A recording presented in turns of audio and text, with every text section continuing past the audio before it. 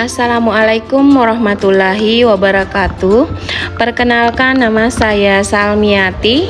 Saya dari kelas PG 034. Hari ini saya akan mempresentasikan tentang proposal kewirausahaan yang sudah saya buat. Berikut hasil presentasi saya. Ringkasan eksekutif. Usaha Coto Makassar Dentola merupakan bisnis kuliner yang menyajikan makanan khas Sulawesi Selatan berupa coto Makassar dengan cita rasa autentik dan harga terjangkau. Target utama pasar adalah masyarakat umum, mahasiswa, pekerja, kantoran, dan keluarga yang menyukai makanan khas Nusantara. Tujuan bisnis ini adalah membuka usaha kuliner yang berkelanjutan serta berkembang menjadi salah satu pilihan utama Coto Makassar di daerah setempat. Kedepannya, usaha direncanakan memperluas layanan berupa pemesanan online dan catering. Bab 1 yaitu tentang deskripsi usaha. Profil usaha yaitu nama usaha Coto Makassar Dentola. Kenapa saya beri nama tersebut? Kebetulan almarhum bapak saya adalah asli dari Makassar, sehingga saya mengambil namanya.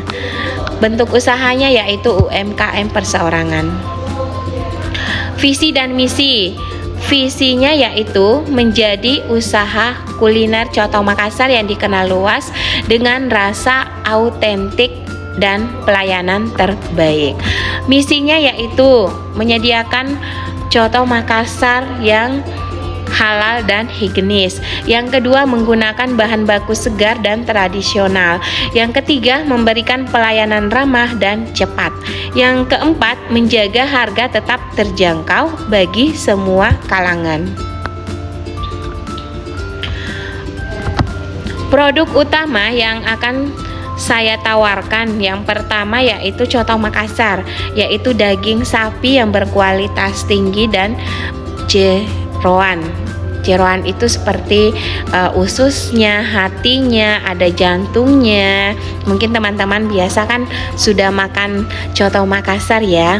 Terus ada buras atau ketupat ya. Biasanya kami juga menyediakan buras itu sama seperti kayak arem-arem ya, tapi ini kami pakai santan, terus tidak ada isinya seperti arem-arem, sama dibungkus pakai daun pisang juga. Kalau ketupat teman-teman mungkin tahu kan terbuat dari beras juga dimasak, tapi luarnya menggunakan daun kelapa.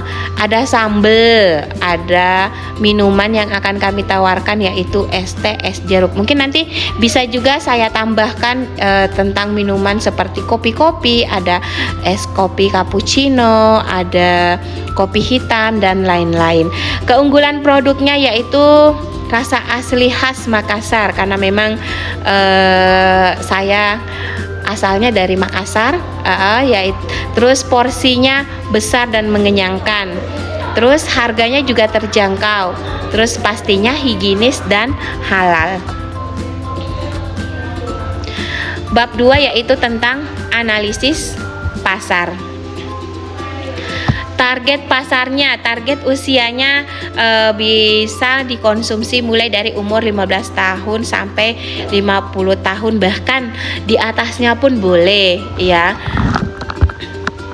Kebetulan lokasinya yaitu strategis dekat kampus ya. Jadi dekat dengan UNES. Terus kebutuhannya yaitu peluang besar kuliner Nusantara, terus memiliki makanan khas praktis, enak, dan terjangkau. Adapun analisis kompetitornya yaitu pesaing utamanya pasti dari warung makan lokal ya, karena sekarang sudah banyak sekali yang membuka warung makan di sekitar pinggir jalan. Terus pastinya penjual Coto Makassar lainnya, tapi kebetulan di daerah saya sih memang belum ada yang jual, makanya saya pengen membuka usaha tersebut. Doakan ya. Terus keunggulan kompetitifnya yaitu ya pastinya cita rasanya otentik, terus pelayanan cepat dan ramah, harganya pun dijamin bersahabat. Terus kita bisa mengaktifkan promosi di media sosial seperti IG atau Facebook.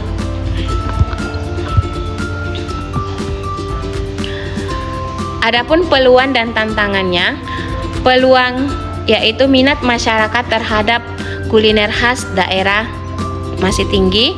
Terus dukungan layanan pesan antar online, konsumen menyukai makanan yang berempah, semoga lidah Jawa cocok. Terus tantangannya ya yang pastinya ada persaingan usaha kuliner yang tinggi, fluktuasi harga bahan bakunya yang semakin tinggi juga, terus menjaga konsistensi kualitas rasa. Bab 3 yaitu tentang rencana operasional. Nah, lokasi usahanya yaitu memanfaatkan halaman depan rumah yang strategis dekat dengan kampus. Terus sumber daya yang dibutuhkan yaitu 1 juru masak dan 1 pelayan. Proses produksinya yaitu pembuatan bumbu coto secara tradisional. Bab yang keempat tentang rencana pemasaran. Yang pertama yaitu strategi pemasaran. Yang pertama satu yaitu promosi. Promosi bisa saya gunakan melalui media sosial seperti yang sudah saya jelaskan, WhatsApp, Instagram, ataupun melalui Facebook. Terus kami biasa juga akan memasang poster atau brosur di sekitar lokasi. Terus ada tentunya promo potongan harga dan paket hemat. Adapun distribusinya yaitu penjualan langsung di warung, terus pesan antar melalui WhatsApp dan aplikasi online.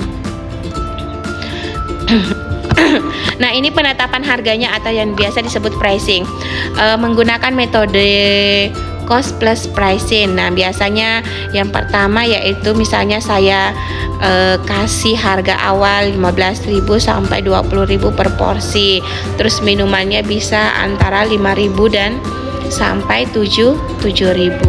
Adapun rencana keuangannya yaitu yang pertama, strategi pemasarannya. Modal awalnya ya kita hitung-hitung ya teman-teman. Modal awalnya anggaplah 3.300.000. Terus perkiraan biaya operasionalnya yaitu 5 juta. Proyeksi pendapatan yaitu misalnya penjualan 20 porsi per hari dikalikan harga semangkoknya yaitu 15.000, kita dapatkan yaitu sebanyak 300.000. Nah, pendapatan per bulannya 300.000 dikalikan 30 hari dalam 1 bulan yaitu kita bisa mendapatkan 9 juta rupiah. Nah, perkiraan laba yang bersih 9 juta ini dikurangi dengan perkiraan biaya operasional. Jadi yang kita dapatkan yaitu 4 juta per bulan. BEP-nya yaitu cara menghitung break even point ya. Saya kemarin cari-cari Google ya teman-teman, karena belum terlalu paham break even point itu seperti apa, sehingga yang saya tangkap yaitu BEP tercapai dalam yaitu modal awal dibagi dengan laba bersihnya. Jadi modal awal yang kita gunakan tadi berapa, terus dibagi dengan keuntungan yang sudah bersih yang kita dapatkan, sehingga itulah akan kembali itu yang akan kita dapatkan atau modal kita akan balik dalam waktu 1 bulan. Nah teman-teman, ini penutupnya yaitu usaha Coto Makassar Dentolah diharapkan dapat menjadi peluang usaha yang menguntungkan serta membuka lapangan kerja kecil bagi masyarakat. Dengan potensi pasar yang besar dan strategi pemasaran tepat, usaha ini dinilai layak untuk dijalankan.